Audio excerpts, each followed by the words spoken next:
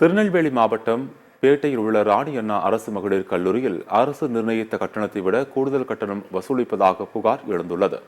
தங்களை மிரட்டி வெளியிலிருந்து தனியார் புத்தகங்களை வாங்க கல்லூரி நிர்வாகம் கட்டாயப்படுத்துவதாக மாணவிகள் தெரிவிக்கின்றனர்.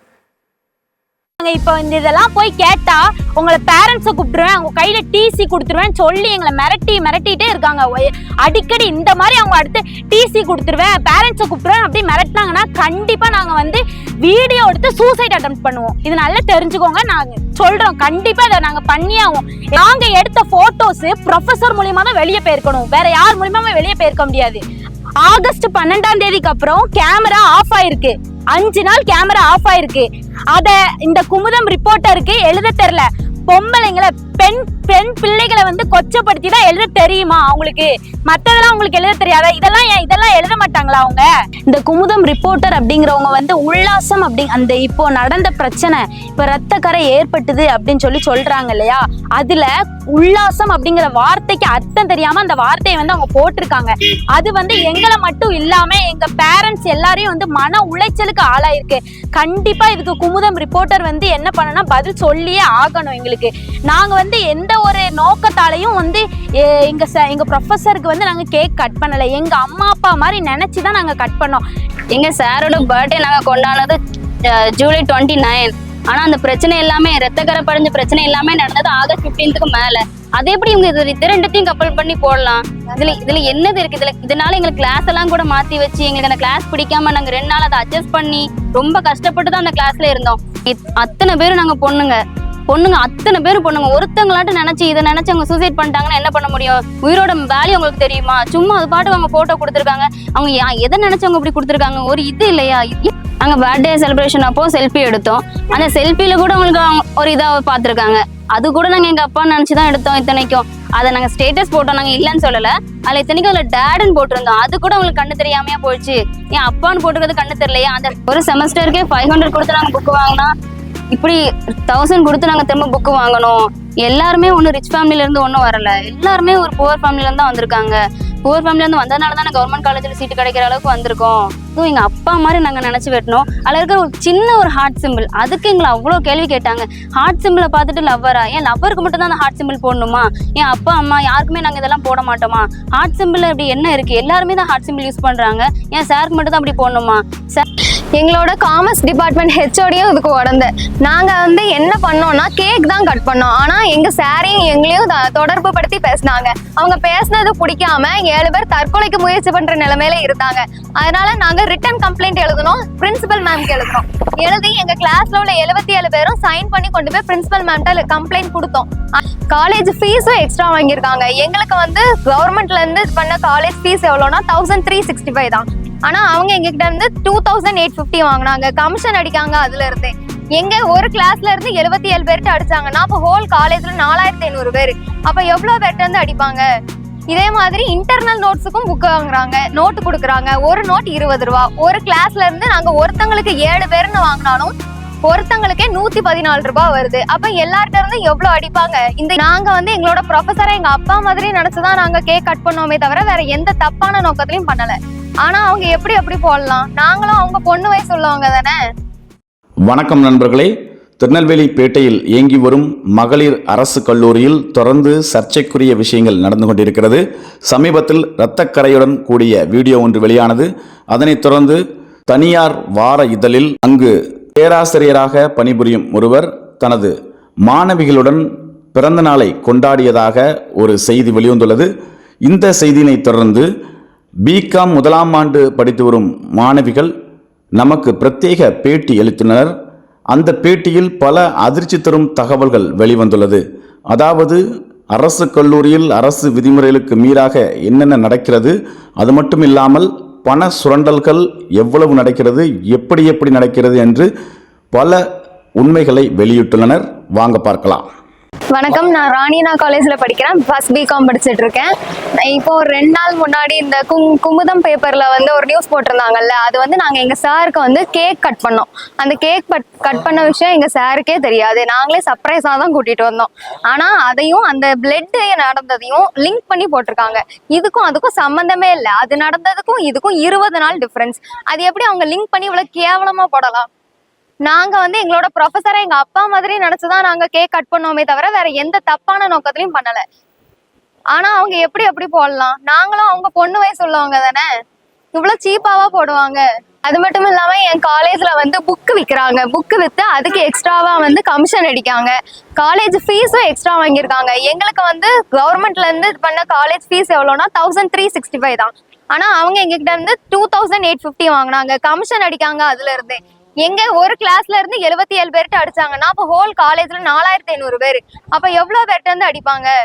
இதே மாதிரி இன்டர்னல் நோட்ஸுக்கும் புக் வாங்குறாங்க, நோட்டு கொடுக்குறாங்க. ஒரு நோட் 20 ரூபா. ஒரு கிளாஸ்ல இருந்து நாங்க ஒருத்தங்களுக்கு 7 பேர்னு வாங்கினாலும் ஒருத்தங்களுக்கே 114 ரூபாய் வருது. அப்ப எல்லார்ட்ட இருந்து எவ்வளவு அடிப்பாங்க? இந்த இன்டர்னல் பேப்பரை வந்து நாங்க பேப்பர்லயே எழுதிக்கலாம்.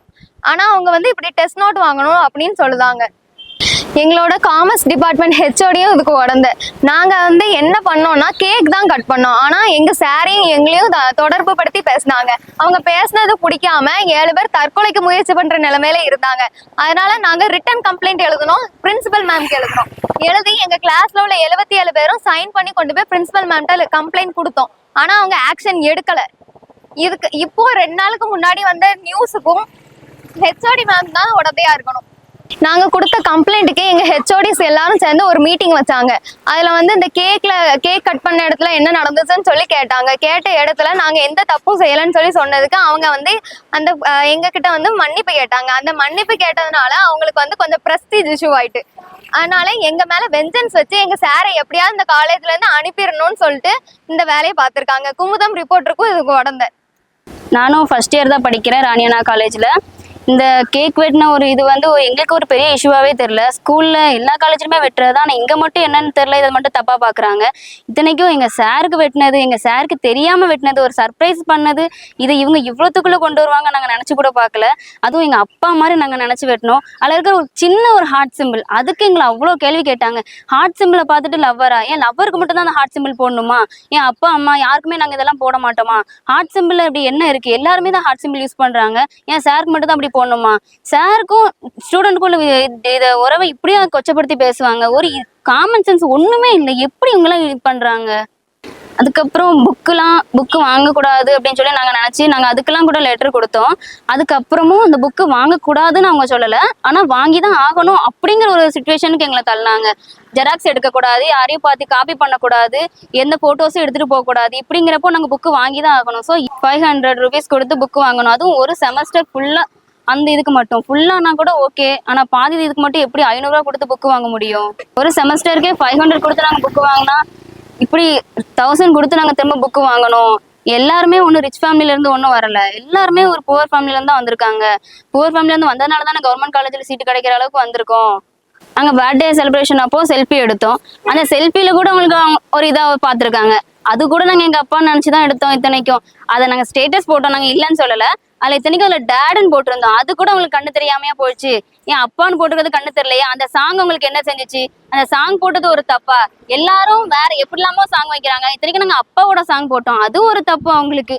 இதெல்லாம் கண்ணு தெரிய மாட்டேங்குது அவங்களுக்கு, மற்றதெல்லாம் போடுறதெல்லாம். இது மட்டும் எப்படி அவங்களுக்கு கண்ணு தெரியுது? எங்களை கட்டாயப்படுத்தி எங்கிட்ட போட்டோ வாங்கினாங்க தான், நாங்க அனுப்பணும் தான். ஆனா எங்ககிட்டே கேட்காம அவங்க எப்படி வெளியே கொடுக்கலாம்? ஃபர்ஸ்ட் ரிப்போர்ட்ல கொடுக்குற வரைக்கும் அவங்களுக்கு என்ன இது? அங்க அத்தனை பேரும் நாங்க பொண்ணுங்க அத்தனை பேரும் பொண்ணுங்க. ஒருத்தங்களாட்டும் நினைச்சு இதை நினைச்சு அவங்க சூசைட் பண்ணிட்டாங்கன்னா என்ன பண்ண முடியும்? உயிரோட வேல்யூ அவங்களுக்கு தெரியுமா? சும்மா அது பாட்டு அவங்க போட்டோ கொடுத்துருக்காங்க. அவங்க எதை நினைச்சு அவங்க இப்படி கொடுத்துருக்காங்க? ஒரு இது இல்லையா? 77 பேர் மொத்தம் அதில் நாங்க இருக்கிறோம். இல்ல பாதி பேர் தான் லீவ் போட்டிருந்தாங்க. இத்தனைக்கும் 77 பேரும் இருந்தா அத்தனை பேர் போட்டோஸ் வெளியே வந்திருக்கு. ஒருத்தர் நினைச்சு சூசைட் பண்ணாலும் என்ன பண்ண முடியும்? கொஞ்சம் கூட காமன் சென்ஸ் இல்லாம இப்படி வெளியே போட்டு விட்டுருக்காங்க. எங்க சாரோட பர்த்டே நாங்க கொண்டாடினது ஜூலை 29. ஆனா அந்த பிரச்சனை எல்லாமே ரத்தக்கரை படிஞ்ச பிரச்சனை எல்லாமே நடந்தது ஆகஸ்ட் 15க்கு மேல. அது எப்படி இவங்க இது ரெண்டுத்தையும் கப்பல் பண்ணி போடலாம்? இதுல என்னது இருக்கு? இதனால எங்களுக்கு கிளாஸ் எல்லாம் கூட மாத்தி வச்சு எங்களுக்கு அந்த கிளாஸ் பிடிக்காம நாங்க 2 நாள் அதை அட்ஜஸ்ட் பண்ணி ரொம்ப கஷ்டப்பட்டு தான் அந்த கிளாஸ்ல இருந்தோம். அதுக்கப்புறம் அந்த கிளாஸ்க்கு நாங்க ஃபெசிலிட்டிஸ் கொண்டு வரோம்னு சொல்லிட்டு அதுக்கப்புறம் வந்து ஃபேன் எல்லாம் கூட மாட்டினாங்க. இந்த பிரச்சனைக்கும் எங்களுக்குமே எந்த சம்மந்தமும் இல்லை. ஆனா இந்த பிரச்சனை அப்பதான் நாங்க பர்த்டே செலிப்ரேஷன் பண்ணோம் அப்படிங்கறத பேசுறாங்க. இந்த டேட்டுமே தப்பா தான் இருக்கு. இத்தனைக்கும் ஒரு டேட் இது கூட இது பார்க்க தெரியல. ஆனா இவங்க என்ன ரிப்போர்ட்டர் இது? ரிப்போர்ட்டருக்கு என்ன ரிப்போர்ட்டர் கொடுக்கன்னு கூட தெரியாதா? டேட்டு கூட பார்க்க மாட்டாங்களா? சும்மா கண்டமேனிக்கு எழுதி விட்டுறதா? சும்மா எங்க சார் இது பண்ற கார்னர் பண்ற வேலை எல்லாம் வச்சுக்காதீங்க. எங்க சார் மேல நீங்க போட்ட தப்பான இந்த வார்த்தைக்காக நீங்க கண்டிப்பா எங்க சார் கிட்ட வந்து மன்னிப்பு கேட்டே ஆகணும். எங்க 77 பேர்கிட்டயும் நீங்க மன்னிப்பு கேட்டே ஆகணும். எங்க பர்மிஷன் இல்லாம நீங்க போட்டோ போட்டது ரொம்ப பெரிய பெரிய பெரிய தப்பு.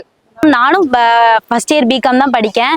இந்த குமுதம் ரிப்போர்ட்டர் அப்படிங்கிறவங்க வந்து உல்லாசம் அந்த இப்போ நடந்த பிரச்சனை, இப்ப ரத்த கரை ஏற்பட்டது அப்படின்னு சொல்றாங்க இல்லையா, அதுல உல்லாசம் அப்படிங்கிற வார்த்தைக்கு அர்த்தம் தெரியாம அந்த வார்த்தையை வந்து அவங்க போட்டிருக்காங்க.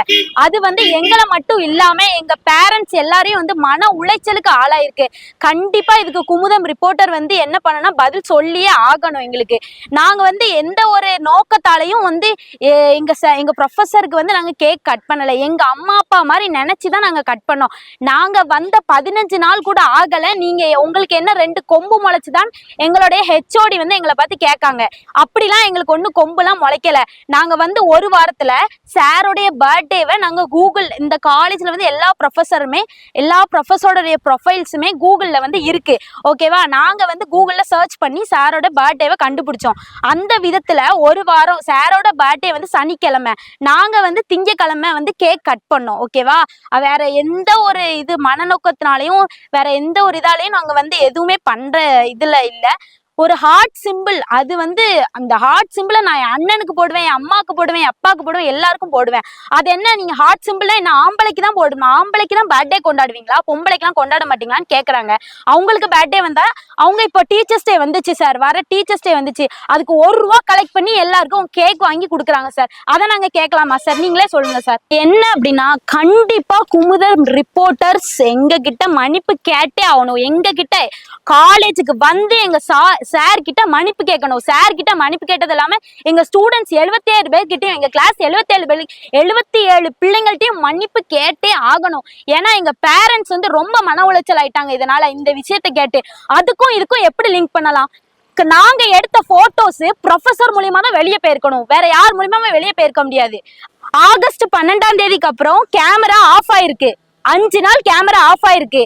அத இந்த குமுதம் ரிப்போர்ட்டருக்கு எழுத தெரியல. பொம்பளைங்களை பெண் பிள்ளைகளை வந்து கொச்சப்படுத்தி தான் எழுத தெரியுமா அவங்களுக்கு? மத்ததெல்லாம் உங்களுக்கு எழுத தெரியாதா? இதெல்லாம் எழுத மாட்டாங்களா அவங்க? அடுத்து பாத்தீங்கன்னா நாங்க இந்த இதெல்லாம் போய் கேட்டா உங்களை பேரண்ட்ஸை கூப்பிட்டுருவேன், அவங்க கையில டிசி கொடுத்துருவேன் சொல்லி எங்களை மிரட்டிட்டே இருக்காங்க. அடிக்கடி இந்த மாதிரி அவங்க அடுத்து டிசி கொடுத்துருவேன், பேரண்ட்ஸை கூப்பிட்டுருவேன் அப்படி மிரட்டினாங்கன்னா கண்டிப்பா நாங்க வந்து வீடியோ எடுத்து சூசைட் அட்டெம்ப்ட் பண்ணுவோம். இது நல்லா தெரிஞ்சுக்கோங்க, நாங்க சொல்றோம். கண்டிப்பா அதை நாங்க பண்ணியே ஆகும். 77 பேருமே நாங்க சைன் பண்ணிருக்கோம். அதுல